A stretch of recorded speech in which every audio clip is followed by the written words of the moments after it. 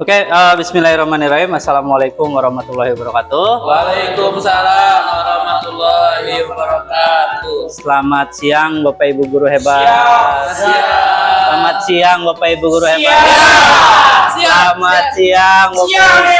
Siang. Ya, terima kasih semangatnya. Ya, walaupun sudah siang tapi tetap semangat.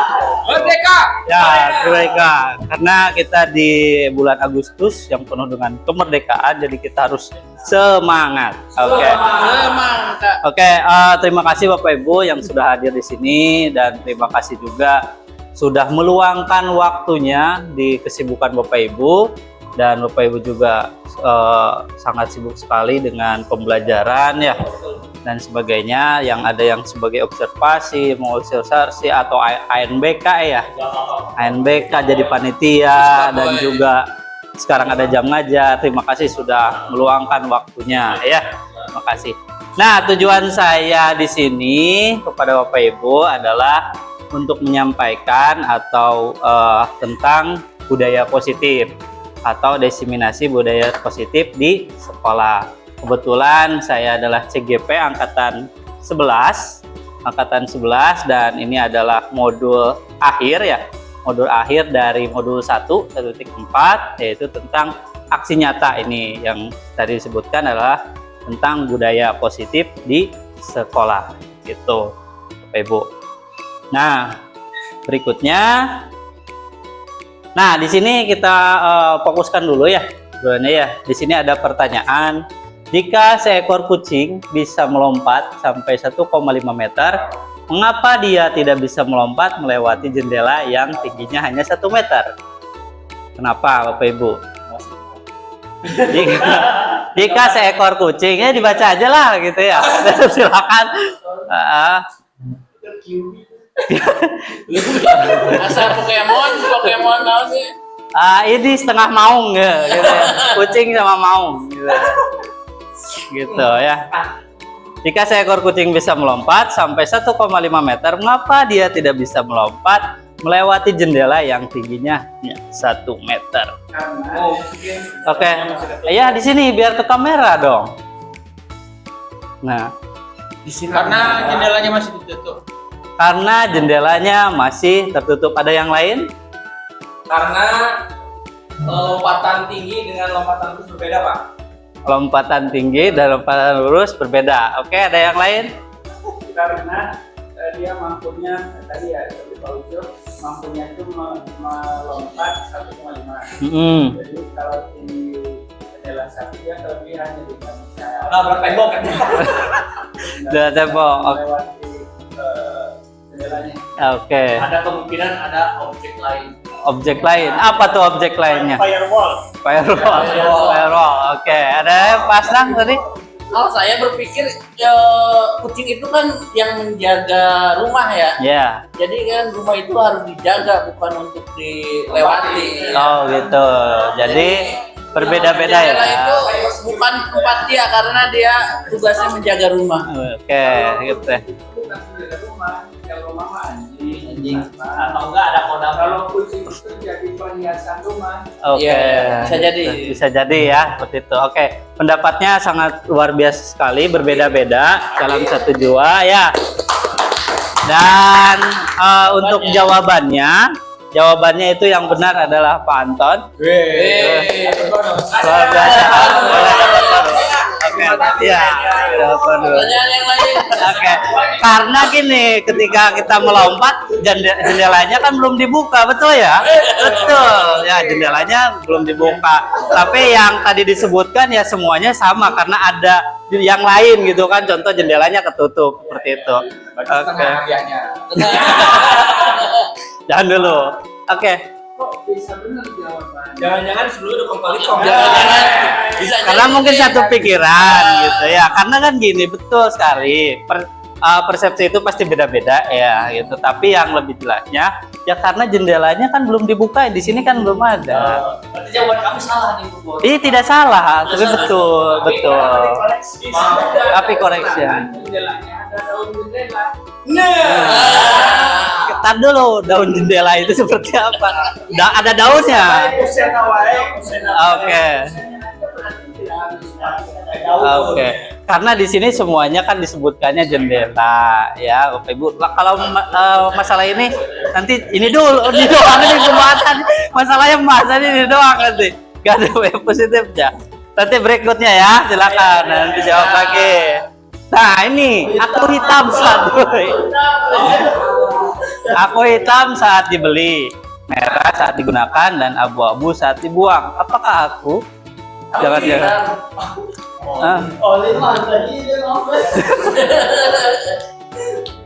Abu-abu saat dibuang. Kencing. Ya. Rokok black mentol. Oke, apa? Arang. Oke, kenapa bisa arang? Oke. Karena arang itu tadi bentuknya bukan hitam dulu sih. Nah, Kayu dulu. kayak dulu. Nggak salah. Nah, Arang, udah benar. kan dibeli. Oh, arang. Beli arang. Oke.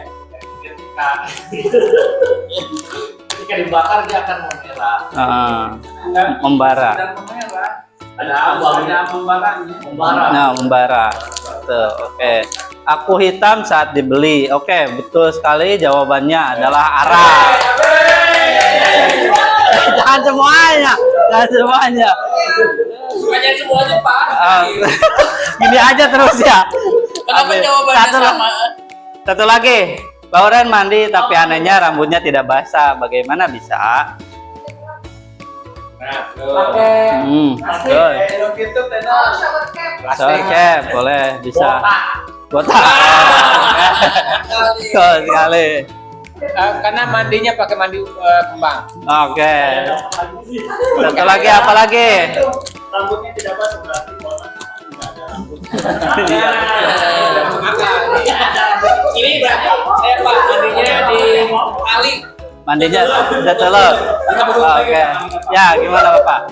Rambut tidak basah itu rambut yang mana? Rambut kepala. Rambut kepala. Betul. Rambut kepala. Yang namanya rambut itu ada kata itu yang kalau tanya Pak dalam terminologi biologi makhluk mamalia itu semuanya ada bulu rambut, Ya. ada bulu yang rambut. Ayo. Terus manusia yang masuk mamalia kalau misalkan di ininya ada Kumisnya. rambut, Oke. tapi namanya kalau di atas itu namanya kan Kumis. Tapi kan lu kan perempuan. Iya, Iya, berarti perempuan. Gimana coba? Rambut di kepala, Bapak. Kepala aja, jangan yang lain. Gitu. Ya bisa seperti itu. Ada yang tahu tadi udah disebutkan karena botak gitu ya. Oke, terus pakai head cam. Head apa? Shower cap. Lem. Ada yang pakai helm, boleh. Mandinya pakai helm. Karena mandinya bukan pakai air. Nggak pakai air. Mandi Ya. kembang. Oke. Mandi bola. Mandi bola, ya. Itu dalam. Iya, oke. Nah, di sini rambutnya tidak basah. Bagaimana bisa? Ya karena semua jawaban yang tadi sebutkan Bapak Ibu semuanya betul. Oh. Ya. Jauh. Jawabannya semuanya benar karena semuanya kan nggak kena air, semuanya kan botak, terus pakai helm juga kan, lalu pakai apa lagi tadi? Shower cap gitu kan, gitu. Jadi sudah kalau sampai ini udah habis 1 jam ya, gitu ya. Nggak ada. Nah, udah langsung ke materi ya. Oke, bagus, gitu ya. Nah, di sini saya jelaskan tentang budaya positif. Budaya positif di sekolah ialah nilai-nilai, keyakinan-keyakinan, dan kebiasaan-kebiasaan di sekolah yang berpihak pada murid, agar murid dapat berkembang menjadi pribadi yang kritis, penuh hormat, dan tanggung jawab. Itu adalah budaya positif, ya Bapak Ibu ya. Di sini murid-murid dapat berkembang menjadi pribadi yang kritis, penuh hormat, dan tanggung jawab. Itu. Jadi kita harus punya rasa tanggung jawab siswa itu ya, seperti itu. Bagi suami ya, Pak. Ya, seperti itu. Nah, eksplorasi konsep. Ya, eksplorasi konsep kali ini adalah dari disiplin positif dan nilai-nilai kebajikan universal, teori motivasi, hukuman dan penghargaan, restitusi, keyakinan kelas, kebutuhan dasar manusia dan manusia berkualitas. Lalu restitusi 5 posisi kontrol, dan nomor 6 adalah restitusi segitiga restitusi.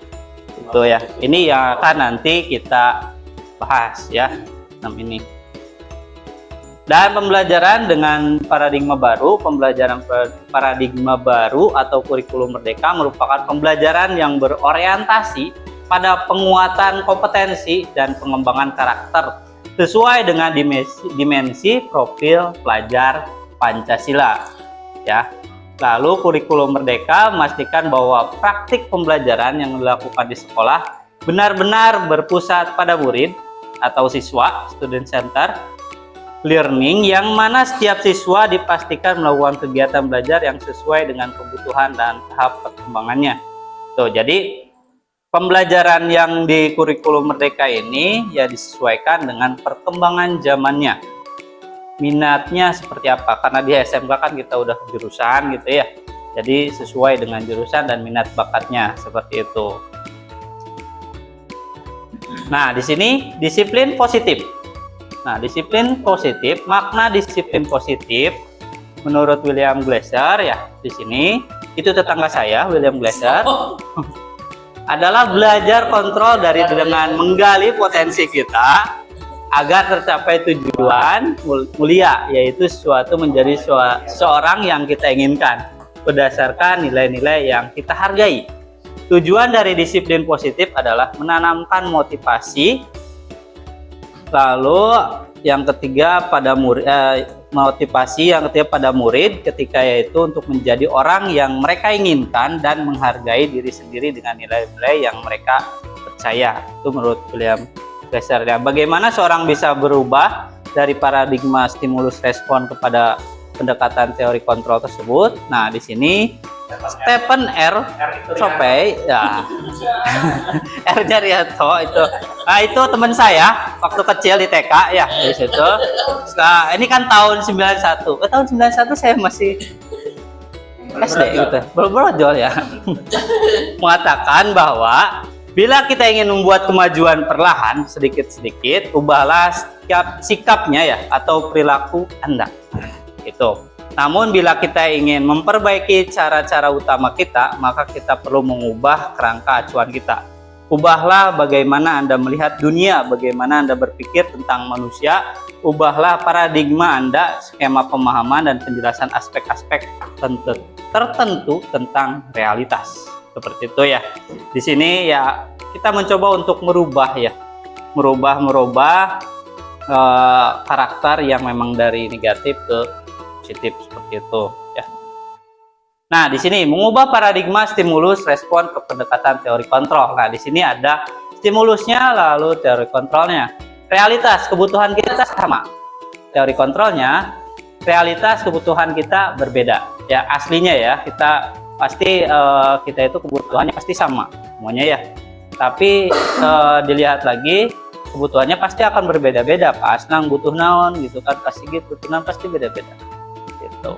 Kebutuhannya kali ini ya. Semua orang melihat hal yang sama, stimulus responnya ya. Setiap orang memiliki gambaran berbeda ya, gitu. Nah, di sini stimulus responnya semua orang melihat hal yang sama. Contoh kayak Pak Asnang dilihat sama kan semuanya bentuknya ya. Ya, betul ya. Setiap orang memiliki gambaran berbeda. Pasti gambarannya berbeda-beda tentang Pak Asnang. Gitu. Ya. Gitu. Ya, pasti berbeda-beda pendapat-pendapatnya. Lalu berikutnya kita mencoba mengubah orang agar berpandangan sama dengan kita. Tapi kita tidak bisa ya. Mencoba mengubah orang agar pandangan sama dengan kita. Nggak bisa seperti itu. Karena kan pasti berbeda-beda. Kita berusaha memahami pandangan orang lain. Jadi teori kontrolnya ya kita mencoba untuk memahami ya. Memahami pandangan orang lain tentang dunia gitu. Dunia yang kita jalani ini gitu. Lalu perilaku buruk dilihat sebagai suatu kesalahan. Perilaku buruk sebagai suatu kesalahan. Nah, teori kontrolnya adalah semua perilaku memiliki tujuan. Jadi ketika mempunyai kesalahan itu pasti ada tujuannya. Ya, tujuannya apa? Pasti ya semua orang pasti punya tujuannya masing-masing. Ya, itu siap. Luar biasa Pak Diki. Teman di hadapan wanita. Oke ya. Orang lain bisa mengontrol saya. Itu. Stimulus responnya ya. Hanya Anda yang bisa mengontrol diri sendiri. Jadi bukan orang lain yang mengontrol kita, tapi kita sendiri ya. Teori kontrolnya itu. Ya. Lalu pemaksaan ada pada saat rujukan gagal. Itu. Lalu teori kontrolnya adalah kolaborasi dan konsensus menciptakan pilihan-pilihan baru. Lalu berikutnya stimulus responnya model berpikir menang atau kalah. Teori kontrolnya berpikir menang, menang, menang. Nah, yang teori kontrol ini yang berpikirnya menang, menang, menang. Akan tapi kita kan pasti ada yang namanya kekalahan gitu ya. Kekalahan. Ya, kekalahan seperti Langkah ya ya. bermain gitu kan pasti ada kalahnya. Tapi kita harus berpikirnya adalah harus menang, harus menang, harus menang. Walaupun memang kejadiannya adalah salah kalah gitu ya, seperti itu. Ya. Fundamental. Jadi masih Lalu nilai-nilai kebajikan. Nilai-nilai kebajikannya adalah profil pelajar Pancasila, beriman dan bertakwa kepada Tuhan Yang Maha Esa, dan berakhlak mulia, berkebinekaan global, gotong royong, mandiri, kreatif, dan bernalar kritis. Lalu primary year program, yaitu toleransi, rasa hormat, integritas, mandiri, menghargai, antusias, empati, keingintahuan, kreativitas, kerjasama, percaya diri, dan komitmen. Lalu keterampilan hidupnya, life skill ya, dapat dipercaya gitu ya. Lurus hati, pendengar yang baik atau yang aktif ya, pendengar yang aktif. Tidak merendahkan orang lain ya, tidak merendahkan orang lain, apalagi kalau udah yang tadi sebutkan kalah dan merendahkan, jangan seperti itu. Dan memberikan yang terbaik dari diri itu ya. Ini nilai-nilai kebajikannya. Nah, miskonsepsi. Mis itu apa sih? Kesalahan. Kesalahan. Panggilan guru bahasa Inggris, Miskonsepsi teori kontrol ya, itu biasanya itu dikatakan kesalahan ya. Kesalahan dalam membuat konsep ya, teori kontrolnya. Di sini ada yang namanya ilusi guru mengontrol murid. Biasanya Bapak Ibu suka mengontrol murid nggak? Ya. Mengilusinya. Jadi ketika ini dikontrol sama kalian gitu pembelajarannya. Ya Pak. Oh gitu. Jadi pada dasarnya kita tidak dapat memaksa murid ya. Ya. Untuk berbuat sesuatu jikalau murid tersebut memilih untuk tidak melakukannya. Gitu. Jadi jangan ada paksaan ya, paksaan. Nah, yang kedua, ilusi bahwa semua penguatan positif efektif dan bermanfaat. Nah, di sini ilmu bahwa semua penguatan positif efektif dan bermanfaat. Penguatan positif atau bujukan adalah bentuk-bentuk kontrol dalam jangka waktu tertentu. Kemungkinan murid tersebut akan menyadarinya dan mencoba untuk menolak bujukan kita. Itu apa tidak? Betul ya. Lalu yang ketiga, ilusi bahwa kritik dan membuat orang merasa bersalah dapat menguatkan karakter. Ilusi apa sih Pak? Ilusi itu bayangan ya. Iya, Ya kalau di Naruto itu bayangannya ya, itu seolah-olah lah itu berandai-andai bahwa siswa itu bisa dikontrol sama kita semua gitu. Bukan ilusi Padahal itu Fata Morgana, Pak. bisa jadi itu. Kalau Fata Morgana beda tempat mungkin ya. Itu ya. Bayangannya. Nah, di sini membuat orang merasa bersalah dapat menguatkan karakter gitu ya. Lalu menggunakan kritik dan rasa bersalah untuk mengontrol murid menuju pada identitas gagal. Mereka belajar untuk merasa buruk tentang diri mereka. Itu. Ini ilusi bahwa kritik dan membuat orang merasa bersalah dapat menguatkan karakter. Lalu yang keempat adalah ilusi bahwa orang dewasa memiliki hak untuk memaksa. Suka dipaksa? Kadang Pak. Apa memaksa? Ya, dua-duanya. Dua-duanya. Tergantung sikon. Oke. Banyak orang dewasa yang percaya bahwa mereka memiliki tanggung jawab untuk membuat murid-murid berbuat hal-hal tertentu. Pada saat itu pula orang dewasa akan menyadari bahwa perilaku memaksa tidak akan efektif ya, untuk jangka waktu yang panjang dan sebuah hubungan permusuhan akan terbentuk. Itu. Ini menurut William Glasser tadi ya, William Glasser. Nah, di sini motivasi perilaku manusia. Nah, di sini motivasi intrinsiknya untuk menjadi orang yang mereka inginkan dan menghargai diri sendiri dengan nilai-nilai yang mereka percaya. Kalau motivasi ekstrinsik untuk mendapatkan imbalan penghargaan dari orang lain dan untuk menghindari ketidaknyamanan hukuman. Nah, Bapak Ibu ke sini nilainya, motivasinya ada apa? Intrinsik dan ekstrinsik. Karena dikasih SMA.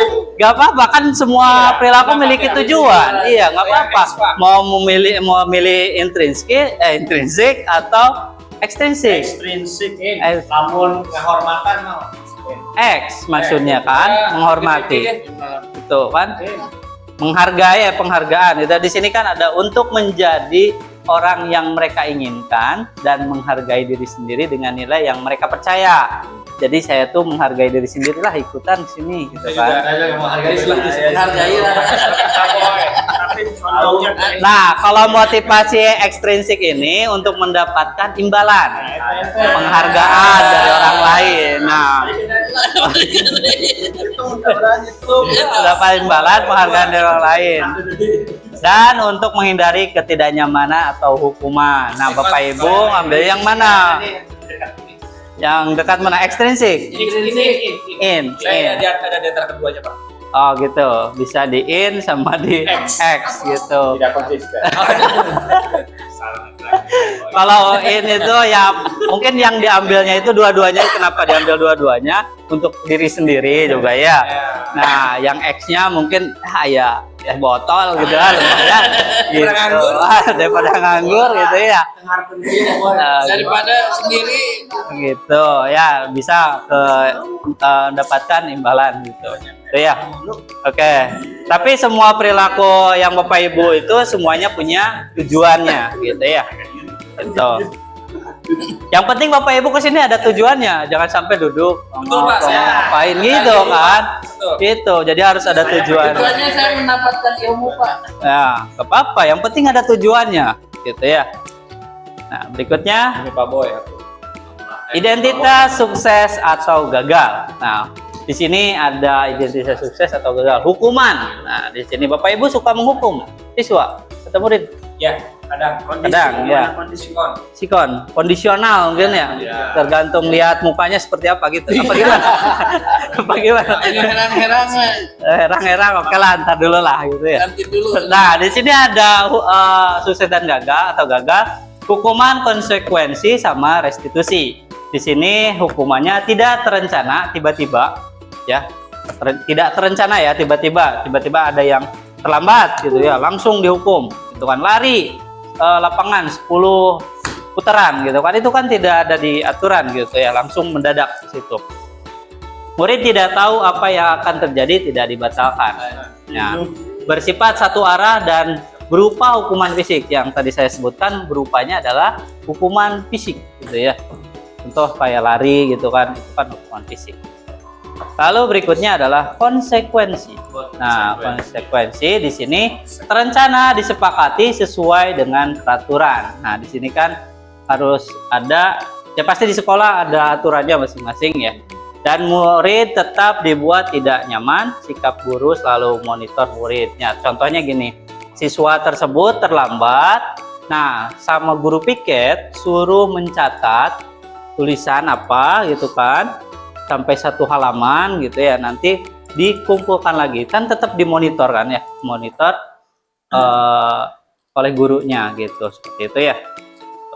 Lalu restitusi, proses menciptakan kondisi bagi murid untuk memperbaiki kesalahan. Proses di sini bagi untuk memperbaiki kesalahannya. Jadi mempertimbangkan, ditanya dulu apa kesalahannya, apa penyebabnya bisa melakukan kesalahan tersebut. Itu nanti mencari solusinya seperti apa. Seperti itu. Proses kolaborasi. Lalu berikutnya proses kolaborasi yang mengajarkan murid untuk mencari solusi sendiri. Nah, si siswa itu mencari solusinya sendiri. Bagaimana? Kalau terlambat, apa yang harus mereka lakukan? Bangun pagi kah? Nyetel alarm kah? Atau apa? Seperti itu ya. Tergantung dari kesalahannya apa. Seperti itu. Oke, next. Apa itu posisi kontrol? Saya suka nih mengendalikan ya. Posisi mengendalikan. Posisi untuk mengendalikan gitu ya, mengendalikan kontrolnya ya, mengendalikan suatu siswa ya, mengendalikan siswa tersebut. Nah, di sini posisi kontrol itu ada 5 ya, ada penghukum, lalu pembuat rasa bersalah, teman, pemantau, dan manajer. Gitu ya. Di sini ada penghukum, biasa mungkin kita sering menghukum gitu ya di sekolah-sekolah gitu ya. Dan juga ada pembuat rasa bersalah. Mungkin kebanyakannya adalah awalnya kita itu adalah di penghukum. Gitu. Tapi di sini kita akan lihat gitu ya posisi kontrol ini seperti apa gitu. Nah, di sini contoh posisi kontrol guru dalam penghukum. Ini ya. Nah, di sini penghukum itu posisi penghukum menghardik, menunjuk, membentuk dengan nada tinggi, hukuman verbal atau fisik gitu. Nah, saya nggak akan nerangin yang namanya, biasanya kan Bapak Ibu mungkin udah pernah ya, karena CGP kita di Palasa itu banyak ya gitu, yang sinaren kan. Jadi saya butuh Bapak Ibu 2 orang maju sebagai sinaren itu biar tidak itu ya. Oke, Bapak punten sebagai guru. Oke. Dan Gurunya perempuan, kenapa? Iya, gurunya nggak apa-apa, kita kan rubah. Jadi itu tuh back. oke, saya minta 2 orang maju untuk nanti kebagian semua. Nanti kebagian semua ya. Nah, ini Bapak sebagai keren boleh. Kalau diganti sama Pak Asep gitu boleh gitu kan. Silakan, itu udah ada, tinggal dibaca aja. Iya, nggak apa-apa. Ini kan apa ibaratnya drama gitu. Profesional. Ya, seperti itu ya. Sok, silakan boleh maju. Itu kan udah ada teksnya, nggak usah diapalin juga nggak apa-apa, langsung dibaca sesuai dulu hukumnya. Mau maju? Anda itu sebagai Ayo. Sok, Pak Asep boleh. Sok, boleh. Ayo dulu Asep. Ayo, Pas. Ayo. Nah, Pak Ocop, oke. sebagai GP dan PP. Aduh, saya PP-nya ya. Iya. Jadi contoh. Ya, kan udah. Oke, action. Nah, gitu, boleh. Nah, di sini penghukum.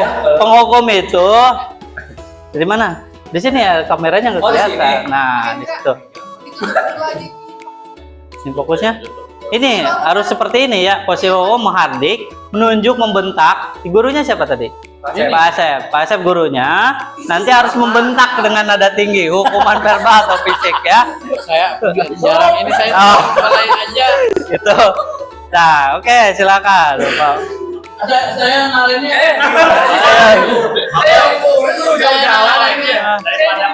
Soalnya panjang kata-katanya. Ya oke, nanti di blur lah. Oke. Ngalin ya. Ya kalah Pak Jemurin. Nah, oke. Belum Mas. Ya kan saya. Ya benar, boleh. Jemurin. Bukan kalah. Saya yang jadi guru. Oke. So, Sini kamu. Nah, pantes. Selamat Lari. Kamu terlambat. Kamu pasti dia terlambat. Oh ya, selalu terlambat. Kamu pasti terlambat. Apa? apa coba alasanmu? Apa coba alasan kamu? Apalagi? Kapan sih kamu tidak terlambat? Malas sekali ya kamu jadi anak. Tidak saya. Dasar pemalas, nggak kapok-kapok sih. Kamu sudah berapa kali terlambat? Sana, kamu keliling lapangan basket 2 kali. Kenapa harus keliling lapangan basket, Pak? Kenapa? Kamu melawan bapak? Berani-berani jawab. Sudah terlambat, masih berani jawab pula. Sekarang keliling ke lapangan basket 5 kali. Biar sekalian kapok. Cepat pergi sana ke lapangan basket. Dari 2 jadi ke 5 ya? Iya, 2 jadi 5 kan lebih. Nah, itu kan. Menjiwai perang. Oke, itu adalah posisi kontrol tentang penghukum ya. Di sini Mahari menunjuk-nunjuk, membentak itu kan Bapak Asep tadi membentak Pak Yusuf ya dengan nada tinggi, hukuman verbal dan fisik itu. Dan tadi juga fisiknya, nggak ada ya. kan fisiknya tadi lari, suruh lari, lapangan basket, itu ya. Nah, jadi untuk siswanya mungkin nanti menjadi pendendam, Bapak dendam? Enggak. Oh enggak, udah biasa katanya. Oh gitu. Bisa memang enggak. Oke, tidak menyukai guru atau mata pelajaran yang diampu Pak Asep gitu ya. Itu. Nah ini adalah posisi kontrol guru untuk menghukum dan itu seperti itu ya. Oke, berikutnya. Nah di sini pembuat merasa bersalah. Nah itu pembuat merasa bersalah suara cenderung lembut, tenang, namun kata-katanya menyalahkan murid. Guru akan menyatakan hal yang merasa kesalahan dan pada murid dengan buat guru menderita. Nah, lembut bolehlah gitu membuat merasa bersalah untuk maju ke depan, boleh timbangkannya ya. Ya, so. Pak Sigit. Pasti dari Sinare. Masap lagi. Sultan. Oke. Nih satu lagi, boleh nggak apa-apa dibaca saja, nggak usah dihafalin. Satunya siapa? Pak Asep. Pak Diki. Sendiri juga nggak apa-apa lah, bolak-balik. Nanti gak enak Pak. Yang satunya harus pakai wig gitu kan. Sedikit. Ayah, iya. Tes. Gitu. Ini nggak akan nangis Pak yang ini Pak, karena bukan dihukum. Sebagai gitu. apa ini? Oke, sebagai siswa. Nanti yang kalah bebas milih. Pak Asep. Kasut. Ayo kalah. Sebagai apa? Iya. Siswa ya. Nah ini sebagai guru itu nanti kan datang dulu. Udah dikutuk. Naren. Naren kamu kenapa rawat lagi nak? Ya Tuhan. Naren kamu senang ya, Bapak susah. Kalau kamu rawat lagi, nanti Bapak yang ditegur Bapak kepala sekolah nak. Disangka Bapak tidak bisa membina kamu. Gimana nih? Gusti Naren, kamu suka ya kalau Bapak ditegur Bapak kepala sekolah. Terus sekarang Ibu, terus sekarang Bapak harus tulis apa ini di buku absen. Ini kamu udah terlambat loh. Bapak harus apa coba? Ya udahlah, lain kali Bapak jangan bikin Bapak susah lagi ya nak. Bapak gak akan kuat lagi kalau kamu begini terus, ya jantungan. Kalau Bapak ditegur Bapak kepala sekolah, kan cepat ke kelas. Ya, sekarang silakan. Udah gitu dong. Maaf lah doang. Oke, terima kasih. Itu adalah pembuat merasa bersalah ya, yang tadi disebutkan udah. Lalu suara cenderung lembut ke gurunya ya, gitu ya. Lalu tenang, namun kata-katanya menyalahkan murid, gitu ya. Kalau tadi kan yang disebutkan Naren ini sebagai Naren cuma maaf aja ya, maaf gitu kan. Jadi dia udah merasa bersalah banget gitu ya, gitu. Lalu dampak posisi pembuat merasa bersalah, membuat murid merasa bersalah ya tadi di teksnya juga udah maaf saja gitu kan, menyimpan emosi dalam dirinya sendiri, rendah diri dan menarik diri dari lingkungan. Oke, terima kasih sudah tampil. Nah berikutnya adalah posisi teman. Nah, suara guru akan ramah, cenderung bersenda, gurau untuk menghangatkan suasana. Murid akan merasa senang, aman dan akrab dengan guru. Itu boleh siapa yang mau maju lagi sebagai teman, posisi teman, sebagai teman. Ayo, Ambet, ya.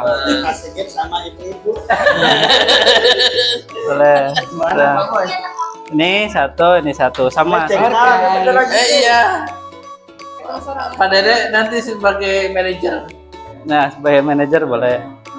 Abdi sah. Guru. Sultan. Guru. Cari aman sih.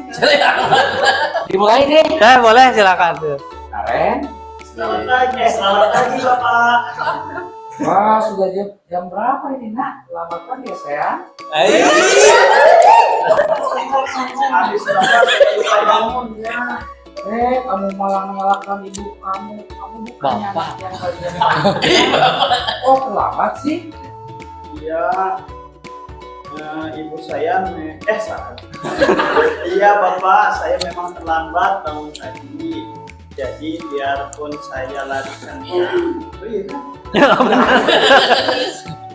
walau gimana deh. Jadi biarpun saya larikan jam, tetap nggak kejar Bapak. Ya sudah, sama nanti lain kali larinya lebih kencang lagi ya, biar nggak terlambat lagi. Senang ibu, demi ibu, bisa kan? Siap Bapak.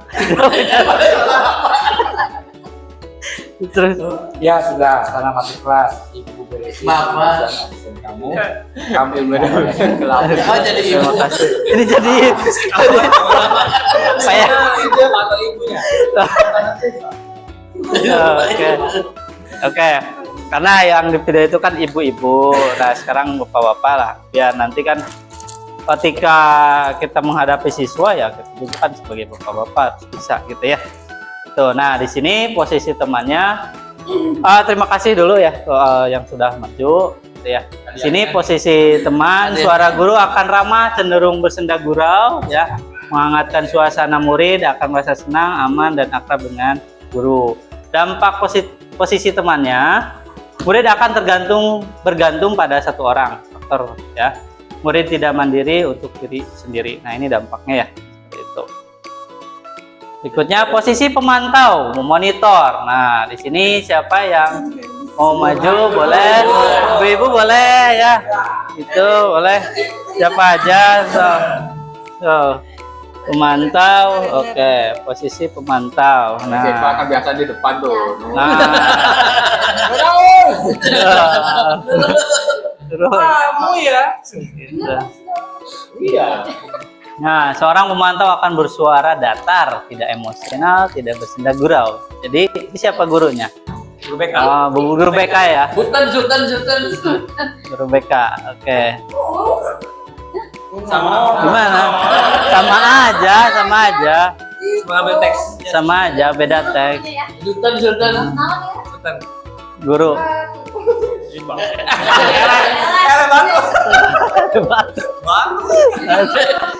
Jadi guru, datar. Emosinya, oke. Akan berusaha datar, tidak emosional. Karen, selamat pagi Bu. Karen, apa pada bulan sekolah kita tentang jam berapa sekolahnya? Kita harus di sekolah jam 7. Ya, tuh sekarang sudah jam 7.20. Naren sudah tahu konsekuensinya. Paham Bu, saya harus tinggal kelas pas jam 9 dan istirahat selama 20 menit. Ya, nah konsekuensinya demikian. Jadi nanti konsekuensinya itu pastikan kamu harus tinggal di kelas untuk tambahan. Baik Bu. Oke. Datar banget ya. Ya, datar. Oke. Terima kasih untuk posisi pemantau ibu-ibu ya. Nah, di sini posisi pemantau ini adalah atau monitor ya. Seorang pemantau akan bersuara datar. Tadi kan percakapannya memang datar gitu ya. Tidak emosional, tidak bersenda gurau ataupun menggunakan suara tinggi. Tercipta identitas diri positif. Pemantau senantiasa memantau pada saat diberi sanksi, maka guru pun selalu mengawasi. Gitu. Nah, di sini kan sudah dilihat ya konsekuensinya adalah nanti harus tinggal kelas pas jam 9 gitu. Tanpa pemantau monitornya, murid akan menghitung konsekuensinya tanpa memahami nilai kebajikan yang dituju tidak sepenuhnya mandiri gitu. Nah, ini pemantau. Berikutnya posisi manajer. Nah, posisi manajer silakan boleh maju siapa? Mbak untuk posisi manajer.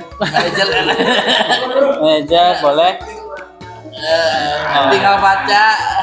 Sekarang Pak Sigit. Iya, sama. Iya berdua. Ya. Nah, ini aja. Berbaca aja, dibaca. Naren, Saya sebagai guru Aita di mana Uren? Atau Aina mana? Itu mah pertanyaan. Ini mah bukan lagi. Ya, Naren. Tadi mau gini. Posisi manajer. Karena ayah tuh manajer ya.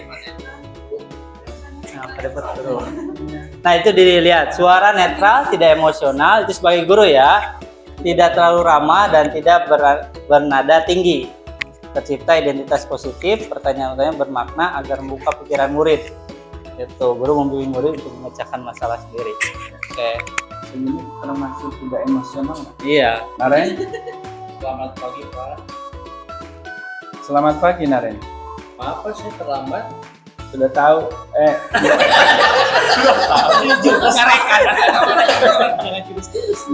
jangan ketawa. Itu termasuk emosi nggak sih? Jangan emosi. Jangan emosi, ini mah datar. Netral aja, suaranya datar. Iya, sekolah masuknya jam 7, sekarang sudah jam 7.20. Jadi sekarang bagaimana ini Naren? Maaf Pak, saya lupa setel alarm saya semalam. Baiklah, menurut kamu keyakinan sekolah yang mana yang perlu kamu tingkatkan? Menghargai diri sendiri dan orang lain, mungkin ya Pak. Setuju. Jadi apakah Naren meyakini prinsip saling menghormati tersebut? Iya Pak, saya meyakininya. Apakah Naren bersedia memperbaiki masalah keterlambatan ini? Bersedia Pak. Bagaimana kamu akan perbaiki masalah keterlambatan ini? Saya akan coba untuk tidak lupa menyetel alarm saya Pak. Baik, kalau Naren lupa menyetel alarm di rumah, ada orang yang kira-kira bisa bantu mengingatkan atau tidak? Ada Pak, kakak saya Kak Emma. Jadi burim. Gurunya. Ada lagi selain Kak Emma? Selain Kak Emma ada ibu saya. Baik, jadi yang mengingatkan Naren adalah Kak Emma dan ibu kamu ya. Kira-kira akan mulai setel alarm kapan nih Kak Naren? Setelah pulang sekolah akan segera saya lakukan. Baik, jadi Naren akan setel alarm untuk bangun besok pagi dan akan diingatkan oleh kakak dan ibu Naren ya. Ada lagi yang mungkin perlu dilakukan Naren agar tidak terlambat bangun lagi? Tidak ada Pak. Baik, Naren terima kasih untuk kerjasama kamu. Sekarang kamu perlu kembali ke kelas untuk belajar. Baik Pak, terima kasih. Oke, terima kasih untuk Kembalikan. Oke, tepuk tangan untuk semuanya. Nah, itu yang terakhir adalah posisi manajer. Sangat banyak sekali jadi yang terakhir Maya. Nah, di sini suara netral, emosional, tidak terlalu ramah dan tidak bernada tinggi, tercipta identitas. Guru akan dengan tulus mengajukan pertanyaan-pertanyaan dan tadi pertanyaan-pertanyaannya itu sangat banyak sekali.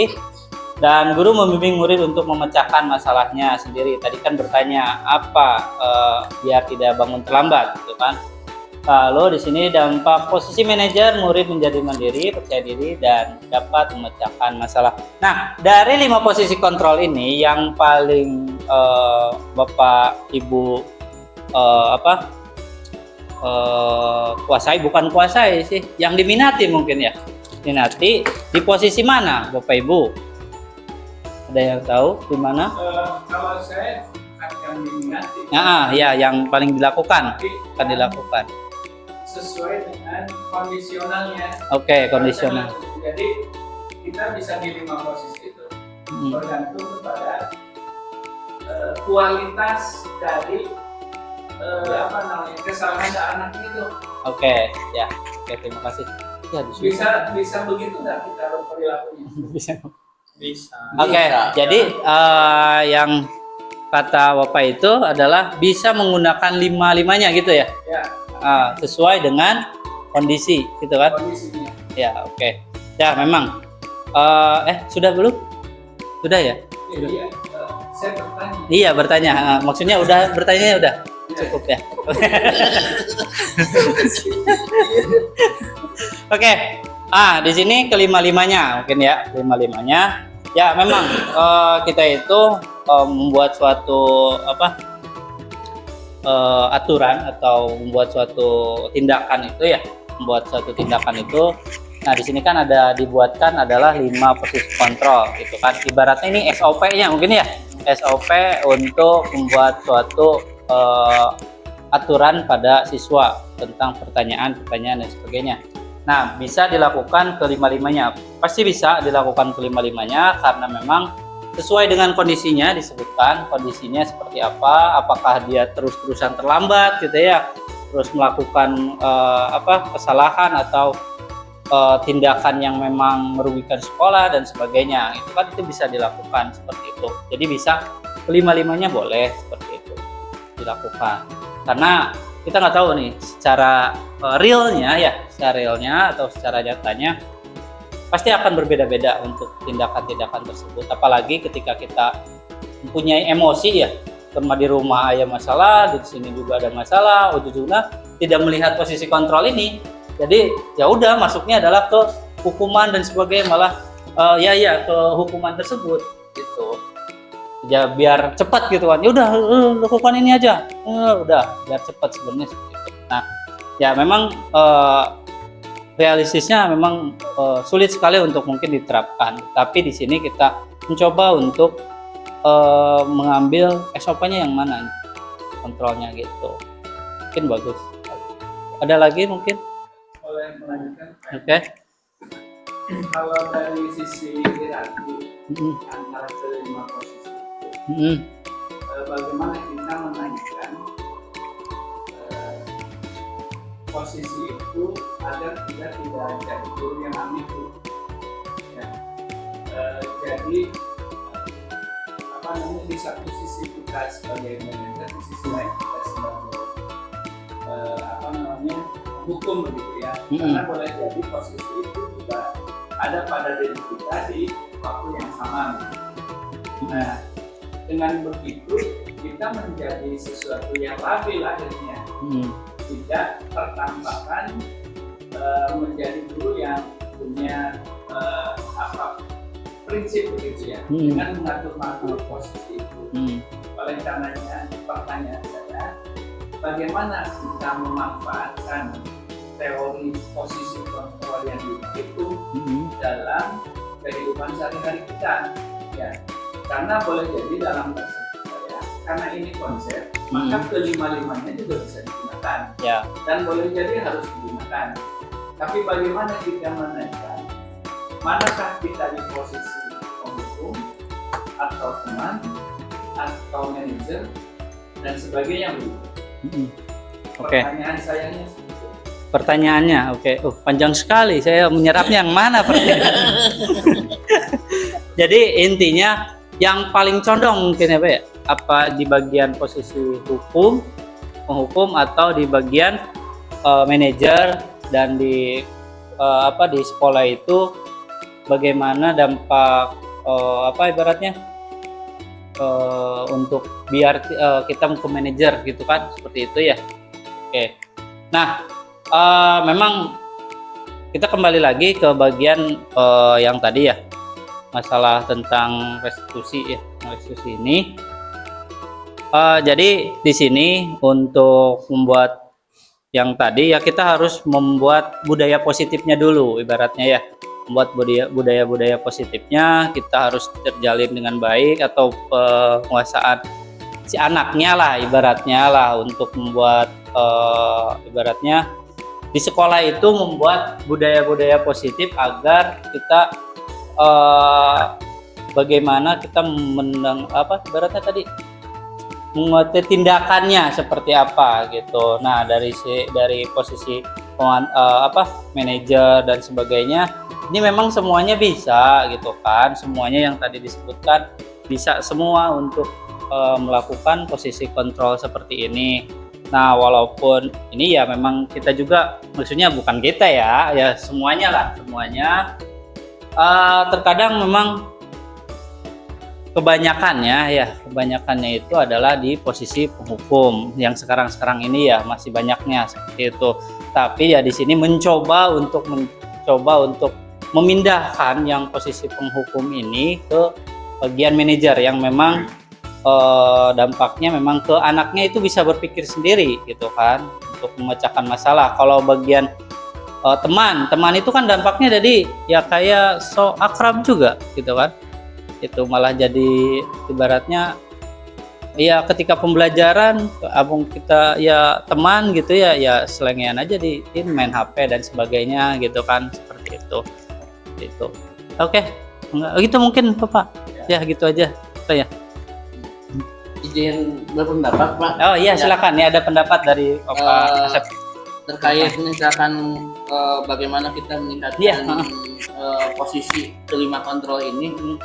Kalau menurut saya itu kita sama-sama meyakini nilai-nilai kebajikan universal itu karena dan mungkin nilai kebajikan universal ini kan itu yang disepakati oleh semua gitu, yang pasti di tiap daerah, di tiap kawasan gitu ya, itu pasti dia meyakini gitu, meyakini terhadap hal-hal nilai-nilai kebajikan universal itu. Jadi kita akan lebih, ketika misalkan kita berhadapan dengan siswa yang misalkan yang tadi membuat suatu masalah, kita gampang ininya karena kita menanyakan lagi kebajikan apa yang kamu yakini, misalkan dengan siswa tersebut terlambat gitu, maka kita perlu menanyakan nilai-nilai kebajikan apa yang telah dia langgar ketika dia terlambat seperti itu Pak. Jadi dan itu harus disepakati karena mungkin tiap daerah berbeda-beda ya,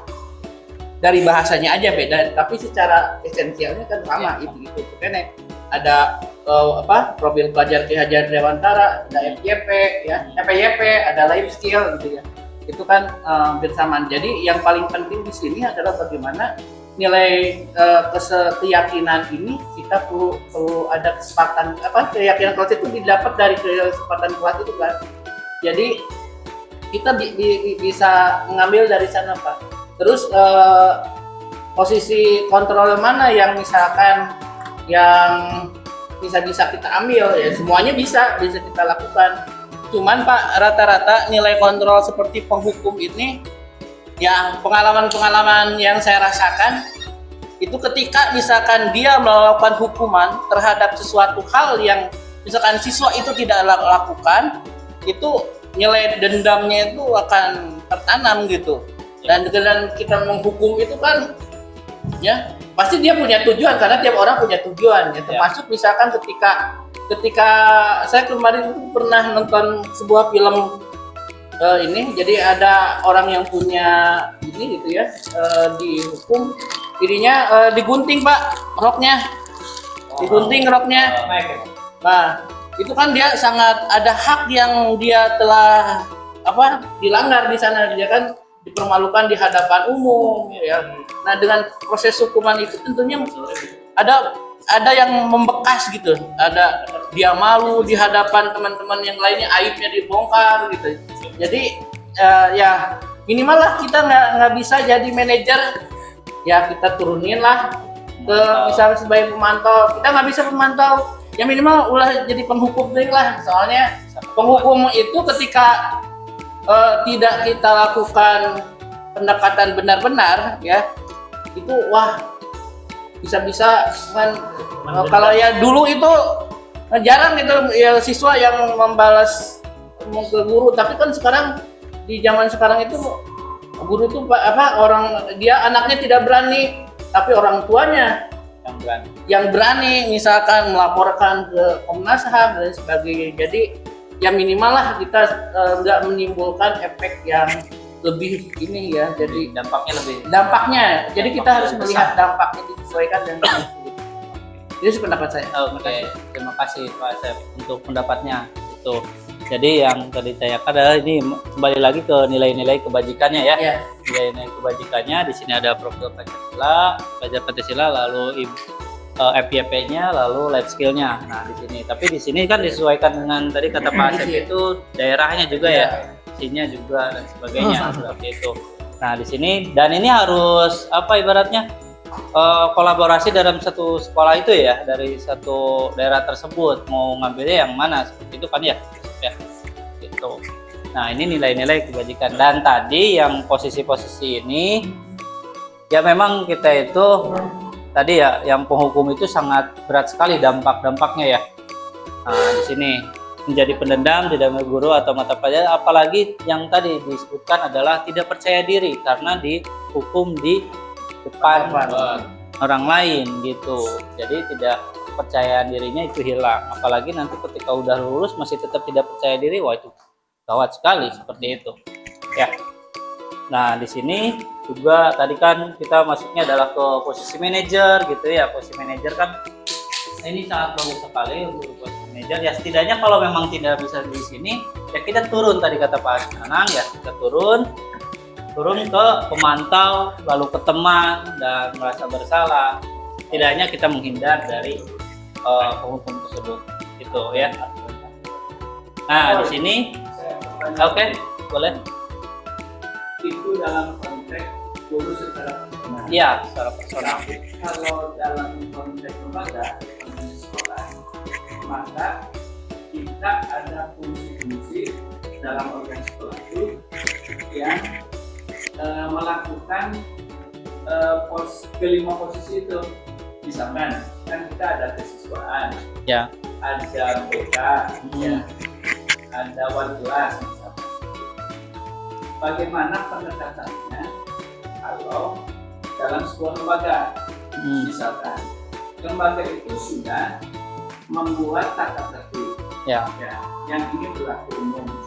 Dan saya kira dari yang akan sampaikan juga tata tertibnya juga adalah apa namanya kebaikan yang universal dan pokok.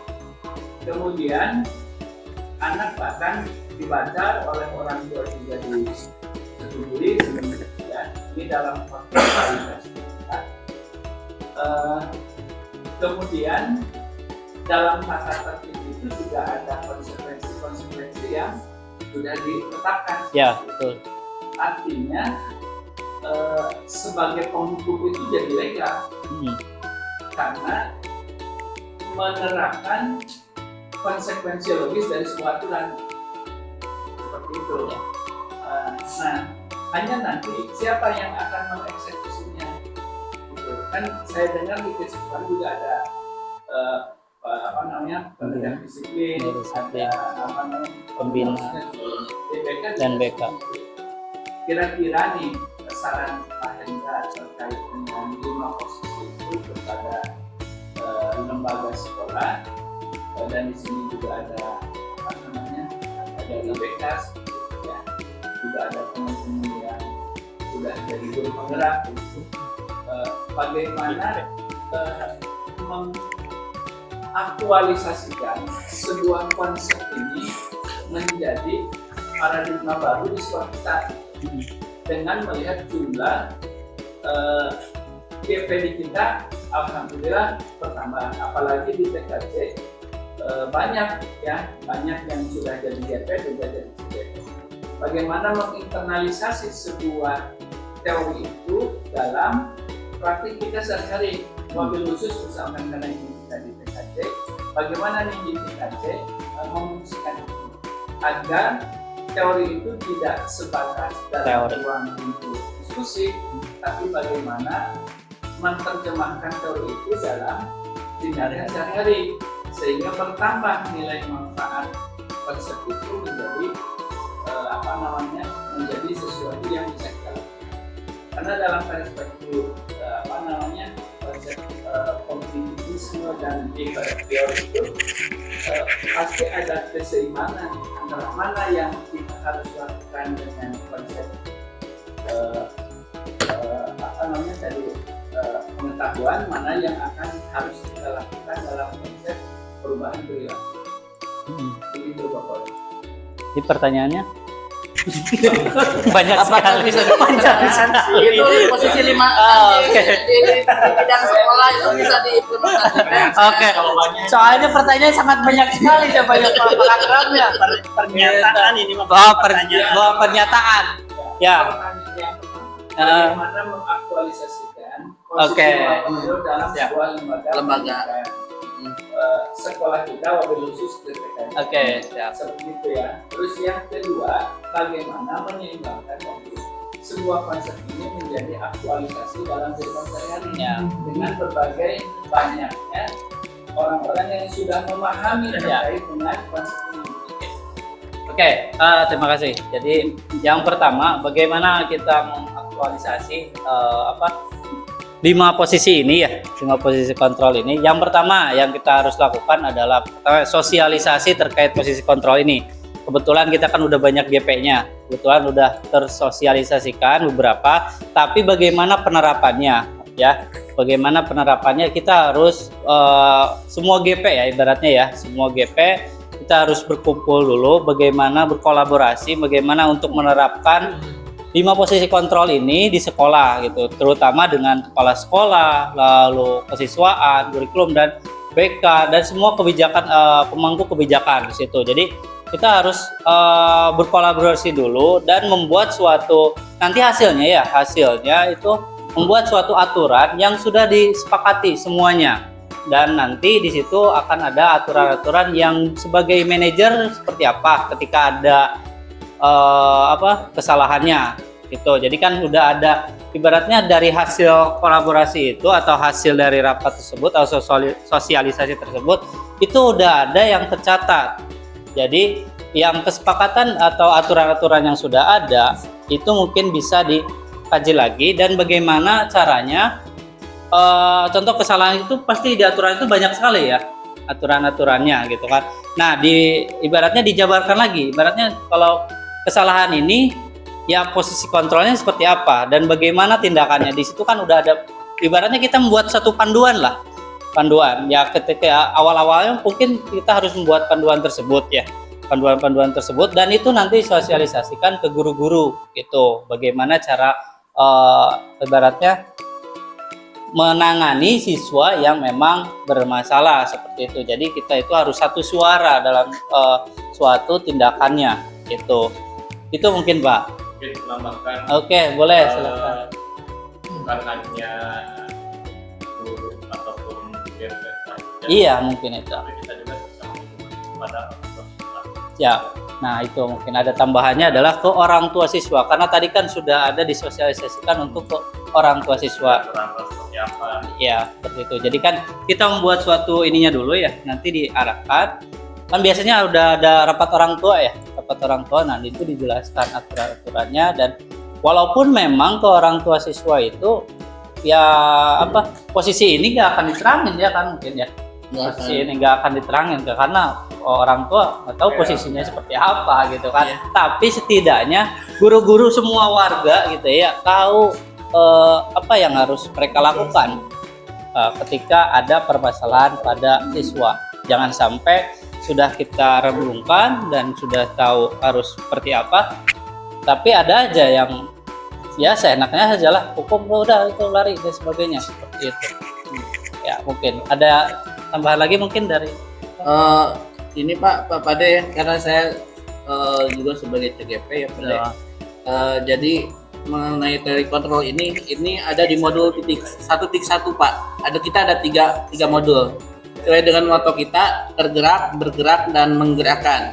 Nah, teori kontrol ini ada di posisi 1, yaitu bagaimana membuat guru tersebut menjadi pemimpin pembelajaran di kelas. Artinya dari segi pemahamannya bahwa guru itu harus mempunyai 5 posisi kontrol tertinggi yang manajer adalah bagaimana dia bisa dia bisa menguasai itu teori kontrol ini, minimal dia bisa melaksanakan teori kontrol yang manajer itu.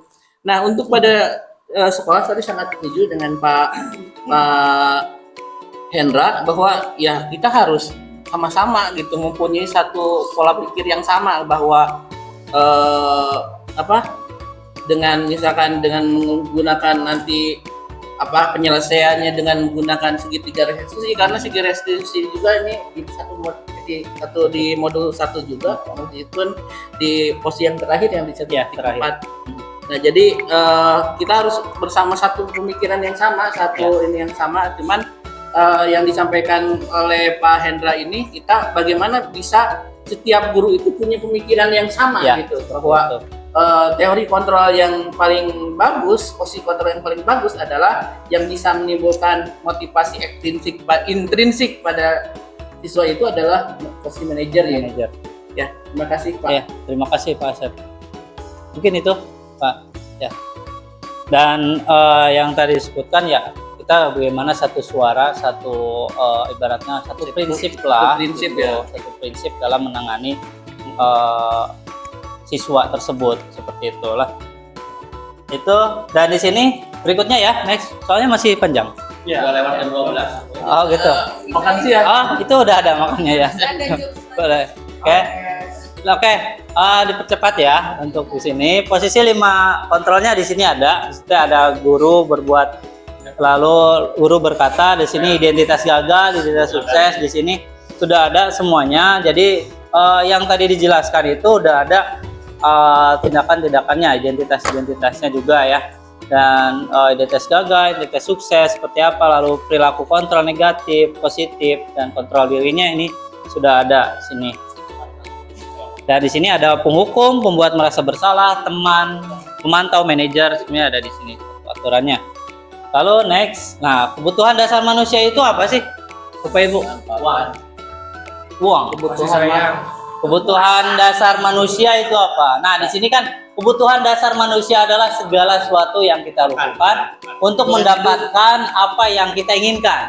Seluruh tindakan yang kita lakukan memiliki tujuan tertentu dan semua usaha kebaikan yang kita lakukan adalah dalam agar kebutuhan dasar kita terpenuhi dengan baik. Gitu. Dan kebutuhan dasar manusia itu apa aja? Sana, pangan, papan. Apa aja? Sok. Apa? Ya, Bapak dulu. Sok, silakan. Oh. Apa? Makan. Ibu tadi? Kalau saya waktu anak perempuan ya, Ya. biasanya suka lihat diri, jalan-jalan. Oh, jalan-jalan. Kalau saya butuh cinta, Pak. Ada cinta. Pak Asep butuh cinta. Pak Hendra, Oke, boleh. saya tertarik dengan pengertiannya. Oke. Ini dulu ya. Ini dulu sebelum ke pengertian ini dulu ya. Boleh ya. Biar semuanya terjawab dulu ya. Oke, biar saya juga bisa jawab. Gitu ya. Pangan. Makan. Kebutuhan dasar manusia. Ya, ini bertahan hidup. Ya, kita kan harus bertahan hidup. Seperti apa? Makan, minum, dan sebagainya gitu ya. Lalu berikutnya adalah penguasaan. Jadi harus punya penguasaan diri dalam diri kita ya. Lalu kesenangan. Tadi kesenangan ya, termasuk healing juga ya. Ya, healing. Lalu kebebasan. Kebebasan. Kita nggak ada. Kebebasan. Nah, kebebasan. Apa kebebasan? Bebas. Terbebas ya. Oke. Nah, di sini kasih sayang dan rasa diterima, cinta, gitu ya. Gitu. Nah, ini adalah kebutuhan dasar manusia. Ada bertahan hidup, penguasaan, kesenangan, kebebasan, dan kasih sayang. Nah, di sini kebutuhan dasar manusia bertahan hidup. Makan, pakaian, tempat tinggal, keamanan, kesehatan. Lalu kasih sayang dan rasa diterima, dipedulikan, berbagi, kerjasama, menjadi bagian dalam kelompok. Lalu kebebasan, mandiri, memiliki pilihan mencoba hal baru maupun mengendalikan arah diri. Lalu penguasaan harga diri, keinginan untuk dianggap dan menjadi berprestasi. Nah, ini penguasaan ya. Kesenangan itu bermain, humor, antusiasme, tertawa. Ini adalah 5 kebutuhan manusia ya. Nah, tadi ada pertanyaan, boleh? Oh iya. Oh, pengertian ya. Nah, Kebutuhan dasar manusia adalah segala sesuatu yang kita lakukan untuk melakukan apa yang kita inginkan. ya yang Apakah sama kebutuhan manusia? kebutuhan dan keinginan. Kebutuhan itu bisa dibilang ya yang apa? Yang ibaratnya apa sih nih? Harus dipenuhi. Harus dipenuhi. Kalau tidak Kalau tidak ada dipenuhi, Kalau tidak dipenuhi ya kita mungkin kita bisa bisa bertahan hidup Tidak ya. bisa. tidak bisa atau sakit gitu mungkin bisa. Tuh, kalau keinginan, nah keinginan itu ya ibaratnya keinginan itu ya harus ya maksudnya tidak harus ada. Jadi ibaratnya ketika butuh ingin ini ya bisa lah nanti gitu kan. Atau kebalik bisa. Mungkin bisa jelasin yang lain? Hah? Izin kemana Pak? Oh siap, silakan. Riwayat jantung, riwayat jantung. Oke. Enggak. Nah, itu termasuk kebenaran hidup ya. Kebutuhan dasar. Kebutuhan dasar. Beda dengan keinginan. Ya mungkin ya Itu beda dengan ingin. ingin. Kalau ingin itu sudah lapis berapa dari kebutuhan. Ya, Jadi saya ingin mampu. mengkoreksi dari Perkataan ini. Oke, terima kasih. kenapa untuk mendapatkan yang kita butuhkan, bukan yang kita inginkan. Karena dari 5 tadi itu Mm-mm. adalah kebutuhan secara manusia Personal. gitu. Ya, Bukan keinginannya. ya, Gitu. Jadi secara konsep redaksinya ya harus dirubah, tidak boleh dengan yang kita inginkan. Oke. Yang dibutuhkan. Kita butuhkan. Oke, terima kasih Bapak. Oke, terima kasih Bapak. Nanti saya koreksi ya untuk masalah tulisan ini. Oke. Sudah mungkin ya? Oke. Karena udah mulai masuk ke dasar kebutuhan dasar manusia ini, udah siang juga ya. Ke bagian kebutuhan bertahan hidup. Nah, ini peraturan kelas. Kalau sama keyakinan kelas. Nah, keyakinan kelas, mengapa kita memiliki peraturan tentang menggunakan helm pada saat mengendarai kendaraan roda 2? Kenapa? Apa kita memiliki keamanan? Oke. Nah, yang keselamatan gitu ya. Terus yang kedua, mengapa kita memiliki peraturan tentang penggunaan masker? Dan kesehatan ya, untuk kesehatan. Lalu nilai-nilai kebajikan bahwa menekankan bahwa keyakinan seorang akan lebih motivasi seorang dari dalam. Oke. Ini ya. Nah, pembentukan keyakinan kelas bersifat abstrak, berupaya pernyataan universal dibuat dalam pernyataan positif sedikit saja agar mudah diingat. Jadi jangan panjang-panjang. Sesuai dengan kondisi kelas dan sekolah sehingga mudah diterapkan semua warga sekolah, warga kelas dilibatkan saat membuat keyakinan kelas. Jadi semua warga sekolah, contoh siswa semua 36 ya, kita libatkan semua ya membuat suatu keyakinan kelas ini. Nah, silakan Bapak Ibu boleh di-scan, nanti boleh membuatkan suatu keyakinan kelasnya sesuai dengan yang tadi ya ini. Nah ini boleh. Oke. Mungkin bisa diisi Bapak Ibu, nanti dikasih nama. Keyakinan kelas dalam pembelajaran. Dalam pembelajaran. Ya, keyakinan kelas gitu ya. Di sini kesepakatan kelas ya dalam. Kalau memang nggak bisa, kasih nama biar saya lihat. Ya. Kesepakatan kelas. Keyakinan kelas atau kesepakatan kelas. Ya. Yang ada di kelas saja. Kita mau pembelajaran itu mau seperti apa, ya bagaimana. Melek. Pakai inilah. Pakai Wi-Fi. Like HP apa? Oh, Asep berempat. Asep berempat. Judul 15 menit. Cuy.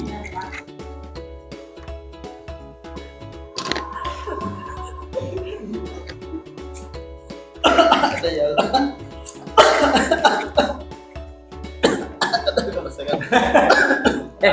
kenapa pada batuk? Minum dulu Pak. Udah Ada lebih minum. dari jam makan siang ya. Oh gitu ya. Ya kita ini Kebutuhan aja. dasar manusianya ini Pak.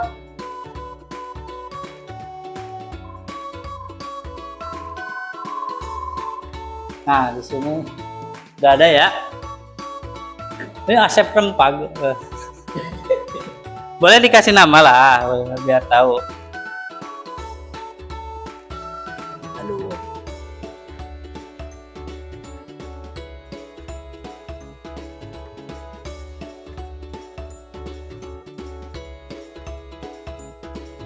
Oke, nah di sini udah ada ya keyakinan kelasnya atau kesepakatan kelasnya. Di sini ada dari Budita, kelas yang harus kondusif. Mungkin ya pembelajaran ya jangan ramai gitu ya.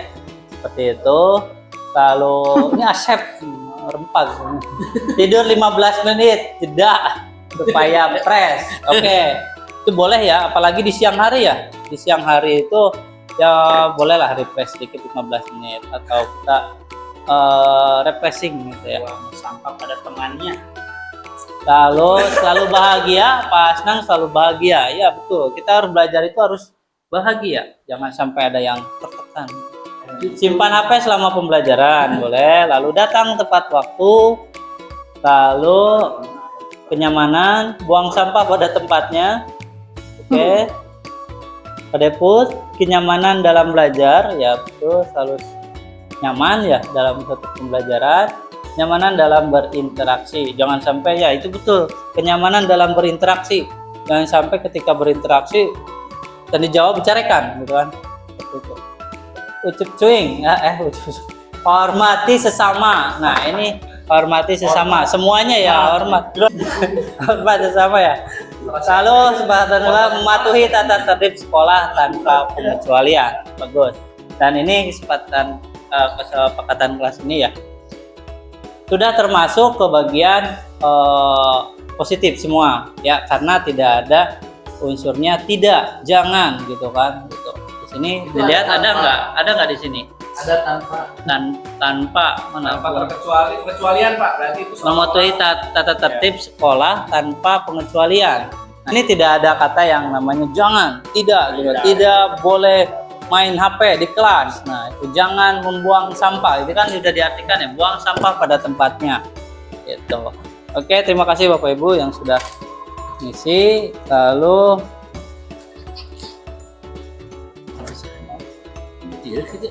berikutnya ini segitiga restitusi. Nah, di sini di tahapan restitusi ini ada menstabilkan identitas, validasi tindakan yang salah, lalu yang ketiga menanyakan keyakinannya. Nah, di sini ada silakan.